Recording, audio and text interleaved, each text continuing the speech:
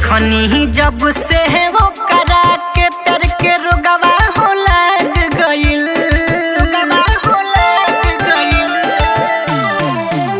अरे देखनी जब से वो करा के प्यार के रोगवा हो लग गइल। गवही के हिया एगो लड़की नया साल में दिल लेके भाग गइल। अरे गवही के हिया एगो लड़की नया साल में दिल लेके भाग गइल।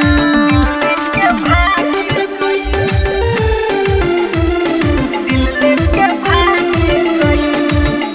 अरे हमरे पखाली सुन रे यारवा ओकर दिलवा आइल बा।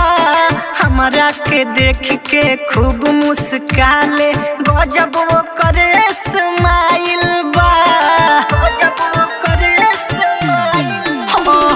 हमरे पखाली सुन रे यारवा ओकर दिलवा आइल बा। हमरा के देख के खूब मुस्काले गजब वो करे स्माइल बा। देखी के वो करे आदा फीलिंग हमरो हो जाग गइल। देखी के वो करे आदा फीलिंग हमरो हो जाग गइल। गवही के हिया एगो लड़की नया साल में दिल लेके भाग गइल। अरे गवही के हिया एगो लड़की नया साल में दिल लेके भाग गइल।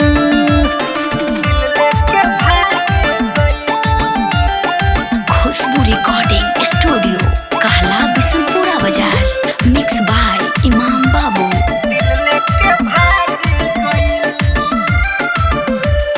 कातिल नजरिया से कोई के घायल हमरा के देखिला जाले। हमके फंसा के पागल बना के पगली तो पागल बुझाले, पगली तो पागल बुझाले। कातिल नजरिया से कोई के घायल हमरा के देखी सारा माले। हमके फंसा के पागल बना के पगली तो पागल बुझाले, पागल बुझाले। कैलस जब इजहार दिल और उनके बाग बाग भइल। कैलस जब इजहार